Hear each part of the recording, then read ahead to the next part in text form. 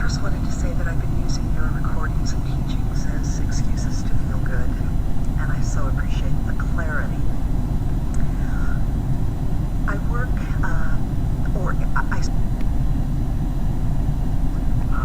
Thank you. And the other question I wanted to ask you is, as I learned to actually, at first it was more of a routine and now it just happens normally, and I constantly appreciate everything. From what I'm eating to the water that's coming out of the shower head when I'm taking a shower, and I realize how it got to there.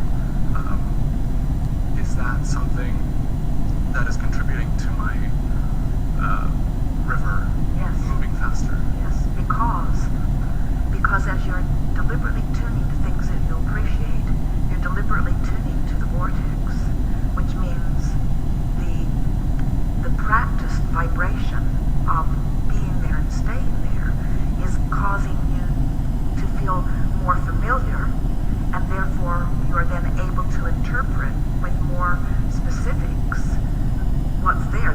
That's precisely what we meant earlier today when we said once you get in and milk it and learn to hang around in there longer, then from inside the vortex things will begin to manifest. I see. The first thing that begins to occur is there's an emotional rendezvous. Then ideas begin occurring to you. You're actually having communication with broader perspective. In other words, all of this indications of you are rendezvousing, and that rendezvousing will continue to evolve until you are rendezvousing with material experiences and people and places from inside the vortex. In other words, what you're helping us say, and we really love saying it to all of you, is that this vortex is not a non-physical place. It's a non-resistant place. It's a place of non-resistance where physical things can manifest. That's as well as we've ever said that. Thank you very much. Yes. With that said, knowing that I can attract anything and have anything that I can see in my mind. Well, you can attract. You don't have to see it in your mind. You've attracted it. Seeing it in your mind is when it manifests. In other words, once you're able to see it, once you are interpreting this vibrational vortex visually, now it begins to manifest. I see. It's there already. It's done already. Now what you're doing in your practice is practicing your ability to translate it into something that is more tangible. Are you getting this? You see, you all think that this physical realm is a reality that's different than the reality that it is. It's a vibrational interpretation. So we're just teaching you how to get into the vortex in sync with your source, and then begin doing your vibrational interpreting. And as you do your vibrational interpreting from inside the vortex, things will begin to manifest as evidence of your alignment. With that said, this may be sort of an egocentric question. Is it possible to alter your DNA or to manifest sort of supernatural abilities? Yes, and what is that DNA stuff you're talking about? Because, well, we'll give you the answer first and then you can tell us what it is. But is it possible to alter it? Not only is it possible, you're doing it all day, every day. Because as your body stands as it stands, in whatever condition it is, your exposure to it is causing you to ask for improvement. And the improved pre-body, pre-manifestation is already a reality in this vibrational reality. So the energy of your evolving in terms of manifestation body is already there. It's already changed. In other words, the word DNA may not be the perfect word for it, but don't you think if a body is healthy and it becomes sick, hasn't something changed big time? And if a body is sick and it becomes healthy, hasn't something changed big time? If a body weighs 7 pounds and now it weighs 170 pounds, hasn't something changed big time? In other words, you are evolving magnificently, and at the basis of that evolution is a vibrational beingness that is evolving too. And when you get it, that changes with the power of your mind, and then everything that is physical follows it, then the answer to both of those questions has to be yes, yes, yes, yes, yes. 2 questions and 100 yeses. And so how do I, to manifest a natural ability, how do I go to that, to align myself to a feeling that I don't know what that feels like? By first accepting that it's not supernatural, it's natural. By not trying to prove something to others who are outside the vortex. That's the thing that trips you up. When you call it supernatural, then you are taking into account the naysayers who would challenge it, and now their vibration's all part of it, so you don't do anything extraordinary. I see. You do it out of your pure desire to do it, and out of your lack of care of anyone's response to it, but your own alignment. I see. And thank you. One last thing. Esther used to have a dream that she was flying, and she'd see someone on the ground, and she'd say, "Hey, look at me, I'm flying," and then she'd be on the ground. And then she'd be flying again, and then she'd say, "Hey, look at me, I'm flying." Then she'd be on the ground again. It's the same sort of thing. In other words, she's flying as long as she's not trying to involve anyone else who has shortage beliefs. I see. You see, what happens with this expansion is that there are all kinds of things in your vortex of creation that are ripe and ready for you to pluck that would fall into the category of extraordinary or even supernatural. But you cannot bring the comparison of what is too close to it, or you create a gap that doesn't allow it to be. So that's why we were saying earlier, we were really talking about this with some intensity. If you can be one who is reaching for the essence of it, for the alignment of it, rather than for the manifestation of it, until you become familiar with it in the way that you've become familiar with appreciation, when you become familiar with it so that it just feels like the next logical step, then it will be the next logical step for you, a giant leap for mankind, but the next logical step for you. I see. So, by that, meaning everything falls in a certain order. For example, I've put so many things in my vibrational escrow, and sometimes I feel like four of the same things that I asked for have presented themselves, and I don't know which one to choose, or I feel like I have to choose. Does that make sense? Well, it makes sense from a physical standpoint, but if you've been asking for them and 4 things have shown up and you feel that you have to choose and they are all identical, then who cares? Pick one. If they are all identical, who cares? Pick one. Right. But if picking is hard, then they must not be identical. Makes sense. There must be aspects of them that you would like to blend together. So blend them together, 4 into 1, and then pick it. Thank you. One last thing is how I was just curious why you never come to New York City. Everyone's out of the vortex there. That is certainly not true, and it is in the plans and in the works. But it's interesting because it's as simple as this. The simple thing that is sort of in the way is, how come you never come to New York City? It really is that simple, wouldn't you say? Doesn't it feel about like it's about that much resistance? Oh, they never come to New York City. They never come to New York City. They never come to New York City. They want to. They just never come to New York City. They just never come to New York City. Well, I look forward to seeing you in New York City. Soon. Thank you very much.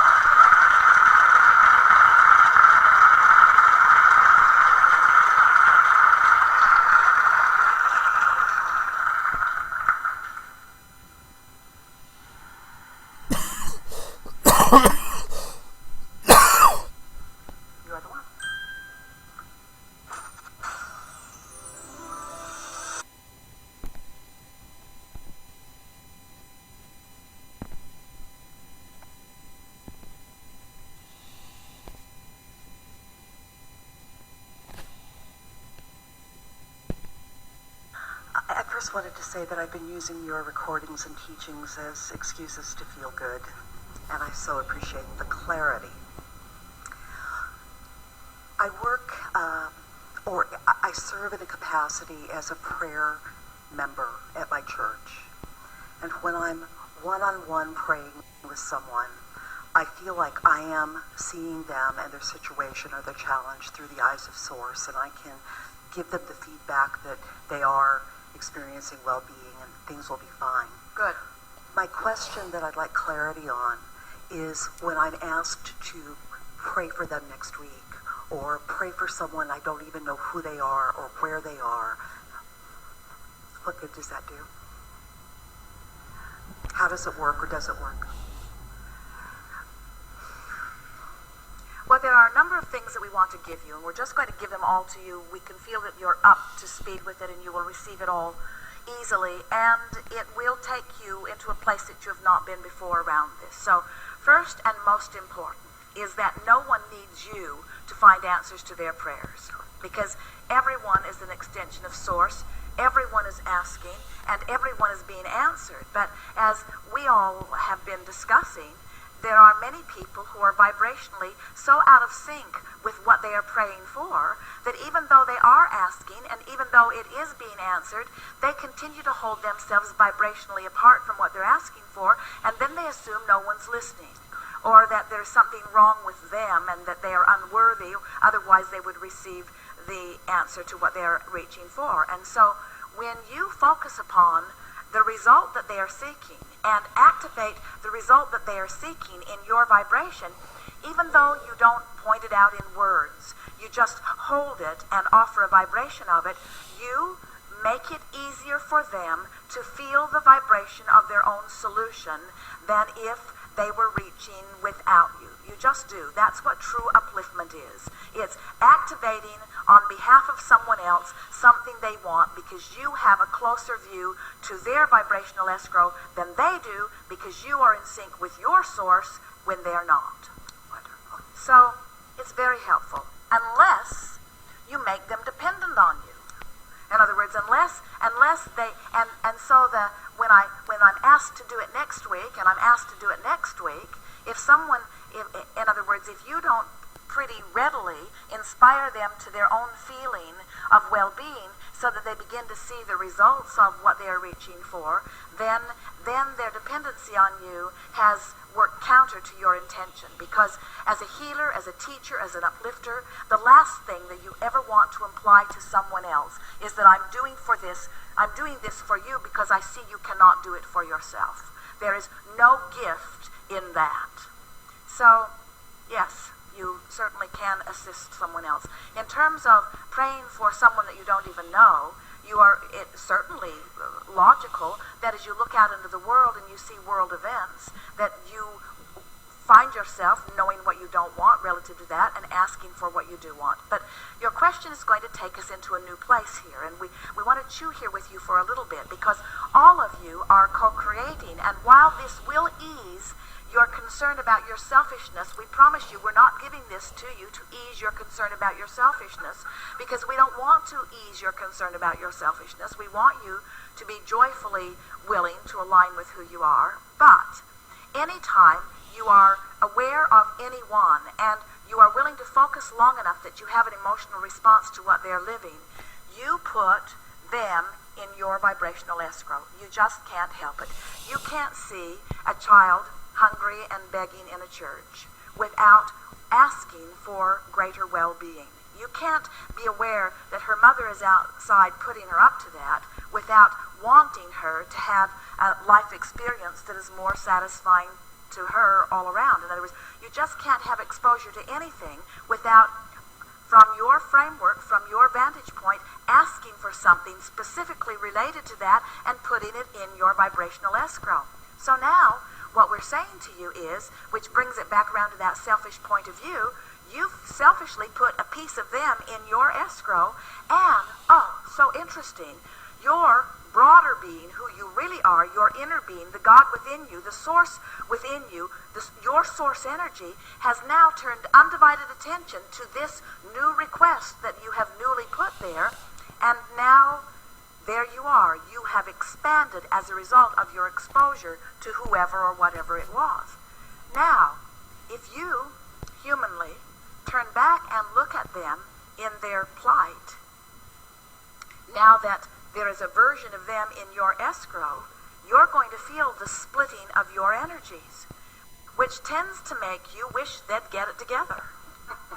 Because now that law of attraction has brought you together, and from your law of attraction based experience you have expanded as a result of them, now it's up to you to keep up with who you have become that they have inspired. You see how it works?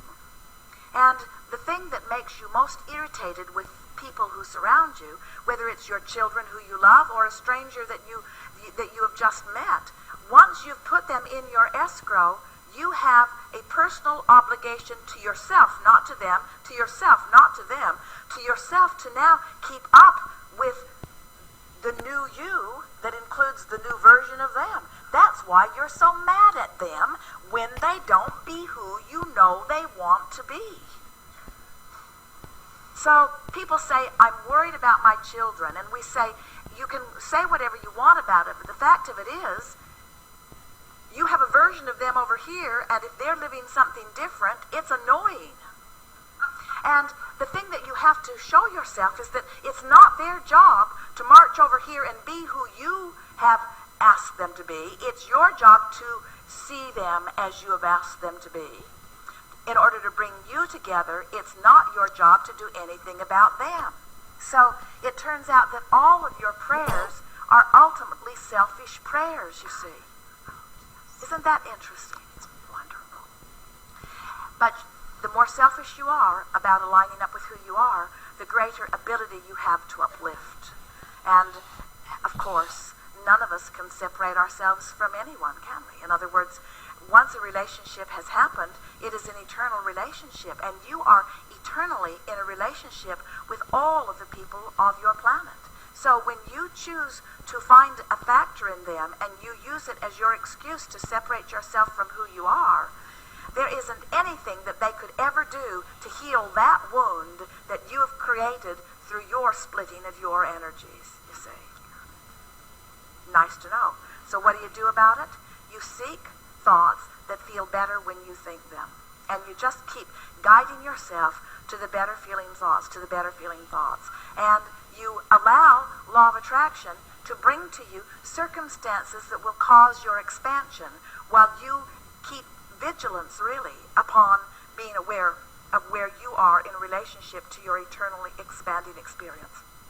So if someone said, will you pray with me or will you pray for me? We would say, yes, we will. Or yes, from your physical format, yes, I will.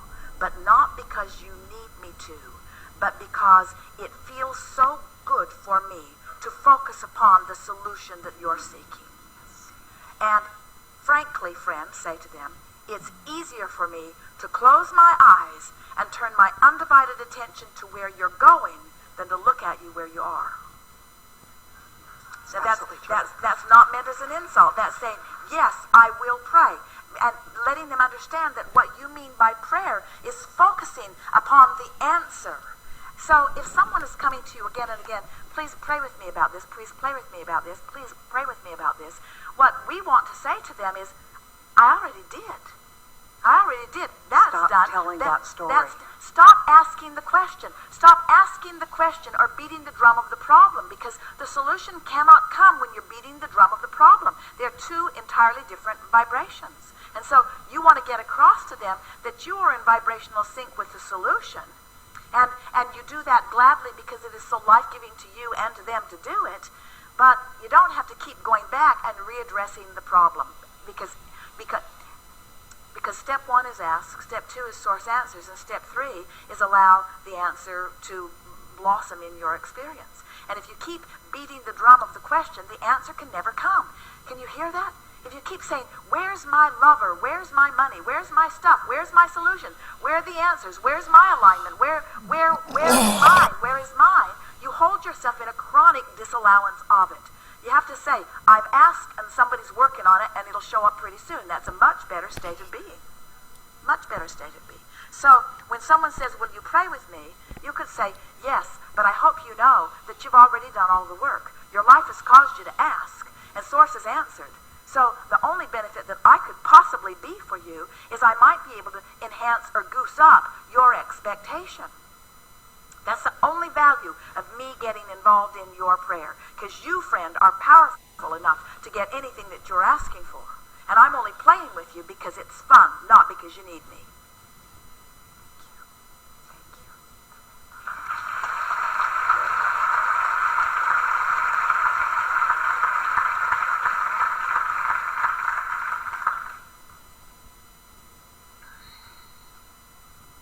Do you like being needed? You're very quiet. You do sort of kind of like being needed, don't you? Isn't it sort of validating when someone needs you? There's something sort of hooked into upliftment about that. We don't think it is that you like being needed. We think it is that you recognize at deep levels that there is well-being that you would like to perpetuate. And we think that you do appreciate answers to questions. Do you like answers to questions? Do you like solutions to problems? Do you really enjoy a solution?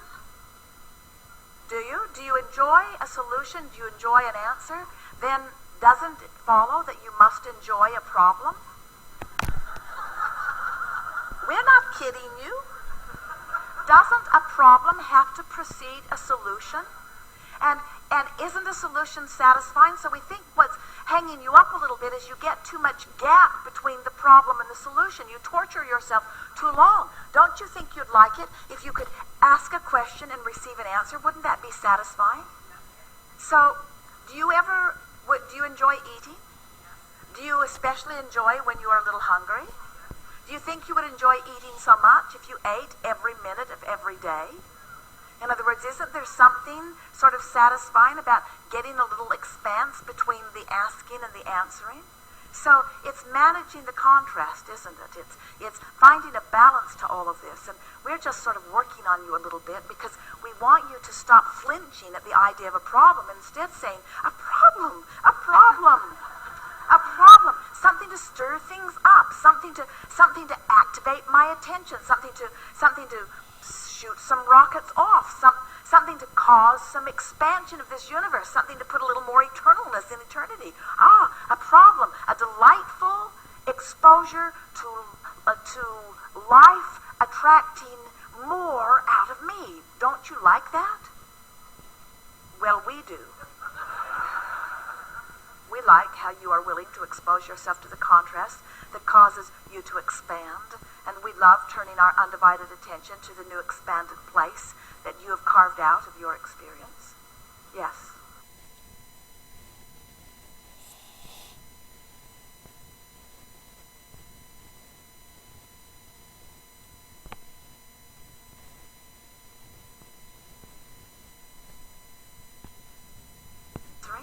So it's managing the church. And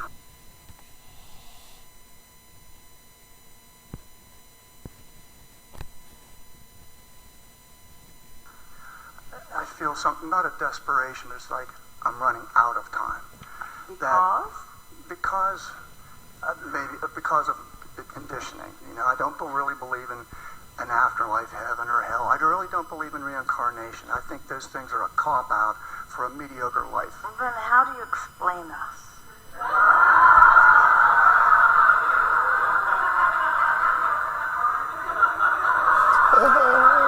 Unfortunately, that's the point that we're making. If you're not including us in your all that is, we are happy that there are other all that isnesses. Because you just extinguished us from being this.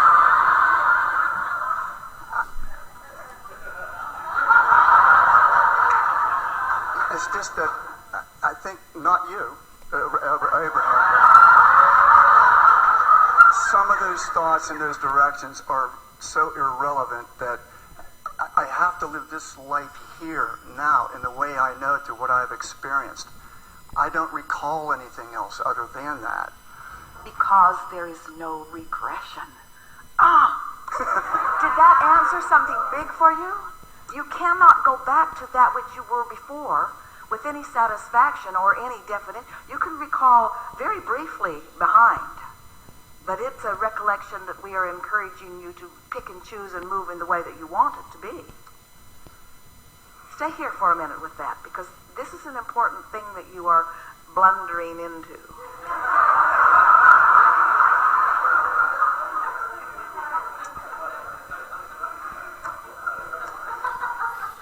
Okay, there's clarity in that. That helps a lot. What would it take for you, using your logical mind, which you have, what would it take for you to acknowledge the continuity in your eternalness? Esther says to Jerry, I think about you all the time, and he says to her, how do you know it's you thinking about me and not me thinking about you? And Esther thinks, well, you got a point there. So she has fun experiences. She came home the other night, and it was dark when she got there, and so she let herself in, came in through the garage, and came into the kitchen and into the house, and some furniture that she had purchased a while back that's been in another storage room have now been placed around, and so one of the pieces in particular, she had not seen it, and so she was eager to go look at it. And Jerry had said to her often, it was something that they played with a lot. He said, let's not junk it up, meaning let's not fill our space full of stuff. Let's leave some space between. And Esther is sort of junking it up. She thinks that there is a space that should be filled with something beautiful. And so she is now back in the house, and there are 4 new pieces in an already finished house. And so she is walking around and looking and enjoying. And she says to Jerry, so what do you think? Do you think I'm junking it up? And the car alarm in the car. So she doesn't know if he thinks she's junking it up or if he likes it, but she does know that he is aware. She knows that he is aware. Knows that he is aware of where she is standing and what she is doing, and he is interested because he is in on all of that from the beginning. And so she knows she's not making that up. She knows. So she is leaving during the segment of lunch, thinking about Jerry again, walking to, let Esther settle a little because it is tender to her. Good tender. Walking to the elevator, and the elevator door opened. No one on it, no one near it, no one anywhere around. There is no question in Esther's mind that there is a hereafter that is involved in her now. In other words, she cannot have those experiences without knowing, sensing, knowing. Now, certainly, others could conjure logical explanations for everything, but again, they would be wrong. So, if you need us to haunt you,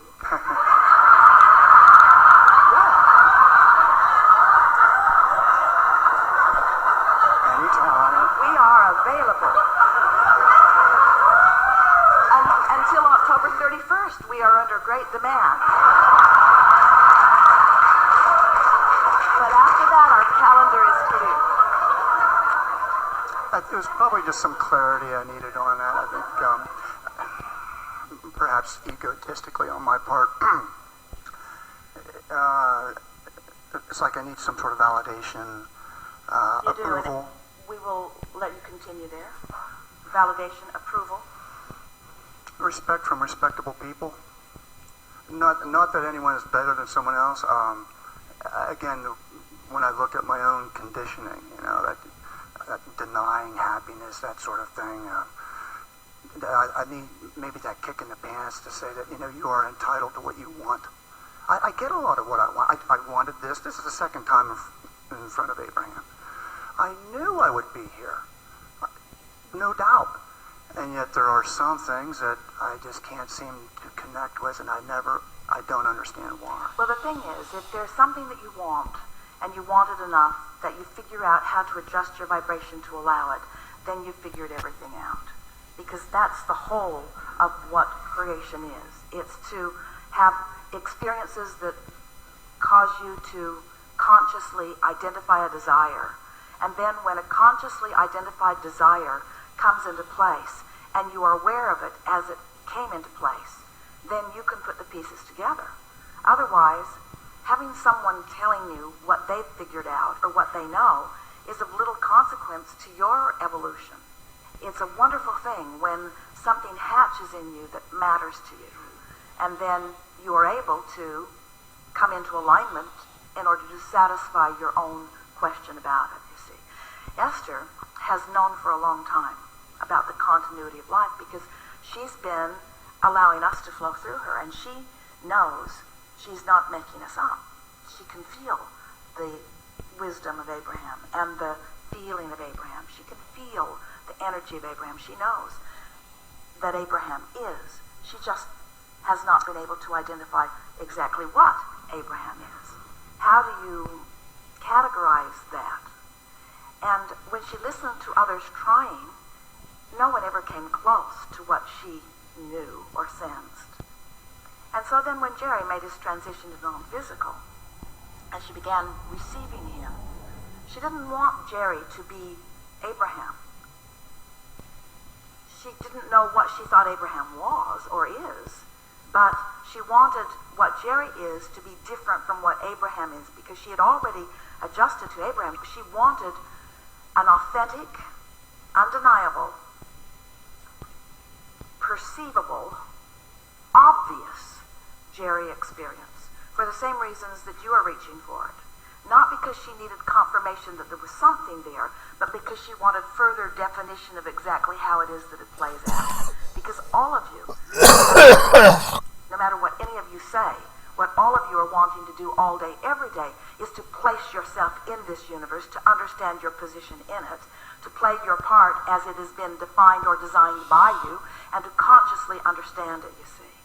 And so, once you start getting hold of pieces that make sense to you, that you feel resonance about, so that you build for yourself a platform that is consistent, then you can reach further and further, until in time you discover there are no limitations. I still also think that for a high quality, fulfilling life, it takes courage. I think, for me. We would use a different word. We would say it takes alignment, and it takes reaching for the resonance of that source. It takes conscious coupling of yourself in your physical human form with that larger part of you.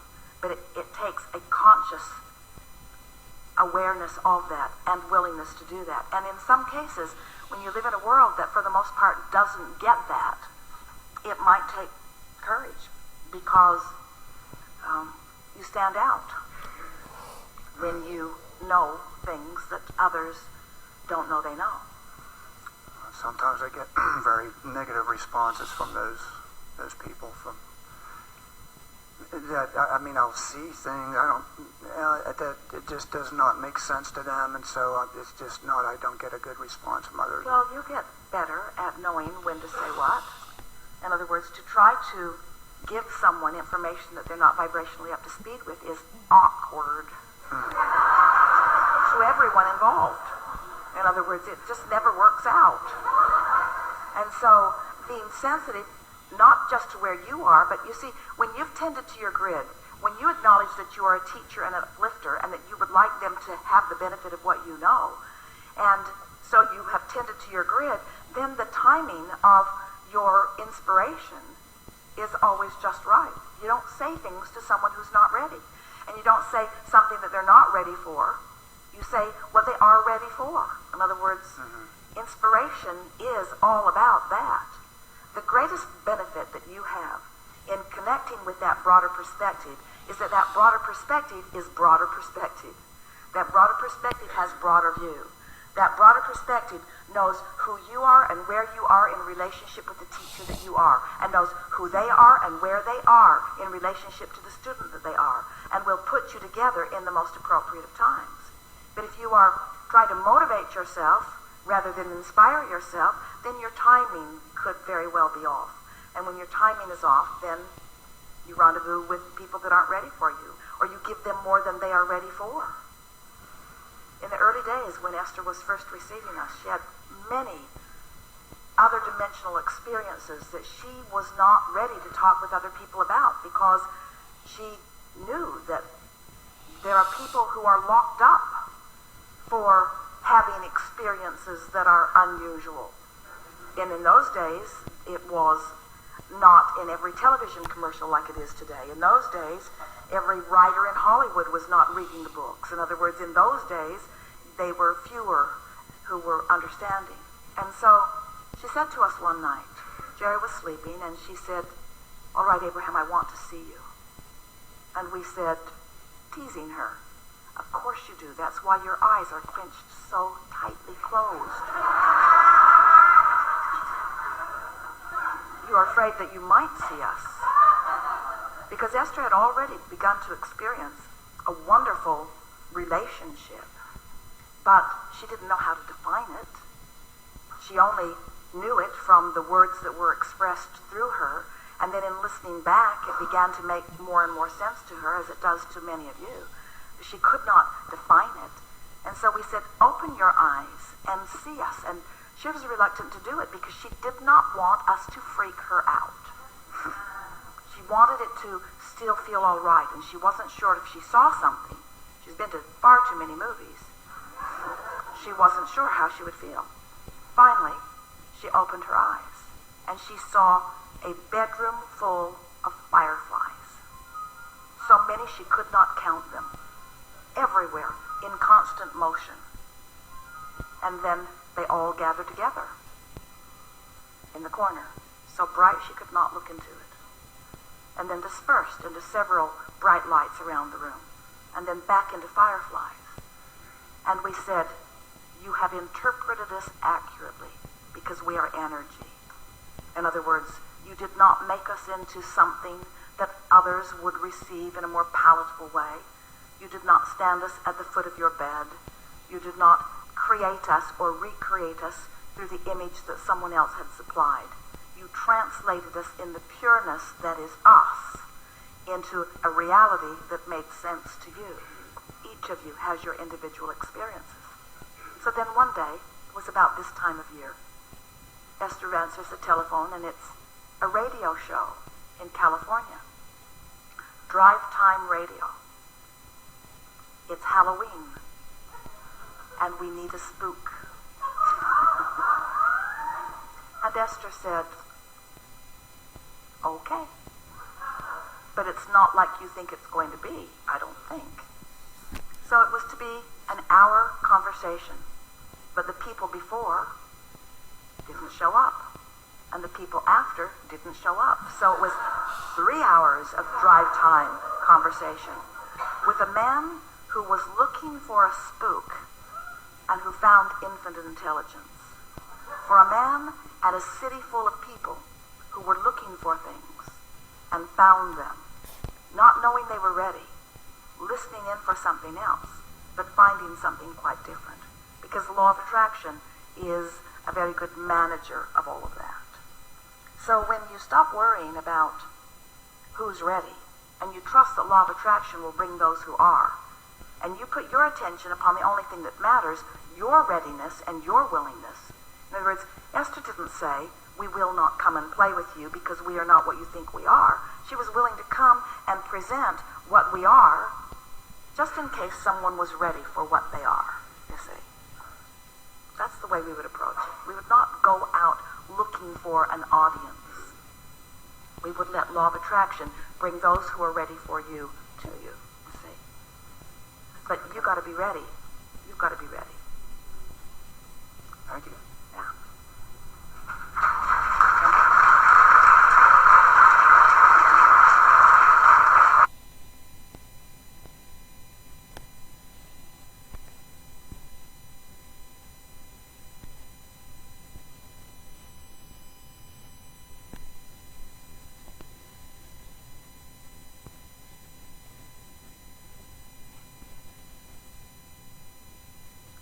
we are extremely pleased that you are here. It is good to come together for the purpose of co-creating. It is co-creation at its best. We can tell you that before you speak your first words. Do you think that you are focused into a place here and now where you know what matters most to you? Has life caused that for you? Is the contrast that you're living bringing you to a sort of crescendo where you're sort of pitched here with some clear desire within you? That really is the case all the time, but when you know it, it's extra good. Sometimes people just sort of lumber through life, responding to the things that are around them. And when this happens, they feel this way, and when this happens, they feel this way.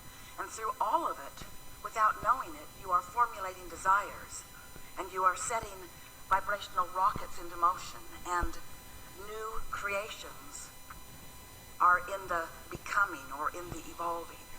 But because so much of what you are about is happening at a vibrational state, and because so often you aren't keenly tuned to what you're doing vibrationally, you do it all vibrationally, and then things manifest, and then you observe the manifestations, and most humans think that then observing of manifestation is what life is all about. Well, that isn't what life is all about. That's the result of what the life that is all about is all about is all about. But by the time it manifests, which is where most humans put all of their attention, by the time it manifests, so much has taken place and all of the creative experience has happened. And the manifestation is just your way of observing. So when you are realizing that so much has happened and is happening on a vibrational level, and that you may not be aware of it, then you're missing most of life. You're missing most of why you came. You're missing most of what it's about. You're missing most of the hands-on creation.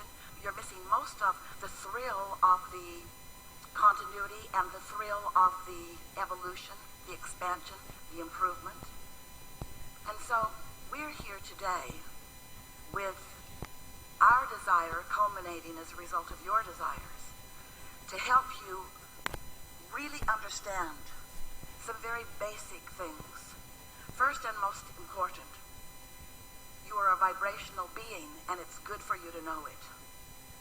And you are a vibrational being who is radiating vibrations that law of attraction is responding to, which is causing what is coming to you to come to you. It's attraction, it's attraction, it's attraction. It's not chance. It's not luck. It's not even skill in terms of your action. It's a vibrational, creative experience that you are all involved in, most humans without even knowing they're involved in it. And so, instead of doing something about your creation, while it's in the pliable, moldable stages, most people wait until law of attraction has caused it to move all the way through the thoughts turning to things. And then they begin examining the things, comparing the things, praising or criticizing the things. We don't want to hurt your feelings. But in a futile effort, because that's not where your power is. Your power is pre-manifestation, not post-manifestation. So if you are a reactor to manifestation, you're having a rough ride. If something happens or you observe something that really isn't any of your business, but you're still observing it. If what you're observing is something you want, then you have a good feeling response to it. But if something you are observing is not what you want, then you have a bad feeling response to it, and you don't feel very much control in the process. We want this gathering here today to be about you gathering enough true understanding of how this universe works and what these laws are about, and how you know how you are applying the law, how you know what your response to your moment in time is, where all of your power is, so that you can be the deliberate molder of the clay that you were born to be. And not deliberate because things need to be done in a different way. That's not our point. Not deliberate because you're not getting it right and it's high time you did. It's not about that at all. It's that you were supposed to be enjoying this. This is supposed to be an environment where you get to select from the variety and tune your frequency deliberately to the things that you most like, so that law of attraction will bring you avalanche after avalanche after avalanche of things that you want and things that are pleasing to you. You don't have enough time today or in this lifetime for us to explain to you who you really are and where you've been that has led you to this important moment in time, where the physical you meets the non-physical you in the most advantageous, creative atmosphere that has ever existed. We don't have time, you don't have time, to go back through the details of how you came to this magnificent and important place of creating. But in this day, it is our expectation that you will find resonance with things that we know, for you know them too. That you will accept more than you have before your place in this universe and the joyful experience that you are meant to have. It delights us to anticipate the resonance that you will find and the hooking up with you that you will accomplish, and then what will come next and what will come next and what will come. Hello, Abraham. My question is, my husband passed away 2 years ago, and I just want to understand a little bit more about that process. Did he really choose that? Yes. He was so young, and he seemed to us that he very much wanted to stay, and just his body failed. So just really, our family's kind of struggling with all of that, because he was... Have you heard us talking about Yes. any of this before? Yes. So what part of what you heard before did you not understand? Yeah. The reason that we ask this is Yeah. because we understand the bigness of this subject, and we mostly understand the feeling of loss that you feel. And it's important through discussions about this that more of you hook into your personal understanding of your eternal nature. It takes a getting of the big picture to understand why something happens in the physical experience. You have to sort of step back and look at the big picture. And since that's very hard for you to do if you are focused so much on the smaller picture of what's happening in your life right now, that it's almost as if someone who understands the big picture cannot communicate with someone who's still looking at the smaller picture. And so it really takes stepping back into an understanding of your eternal nature. And in the moment that you do that, then you can see how you choose to come and go, you choose to play, you choose to gain insight, you choose to launch rockets of desire, you choose to set things in motion, you choose to be catalysts that set things in motions for other people. You see sort of a little bit what we're getting at?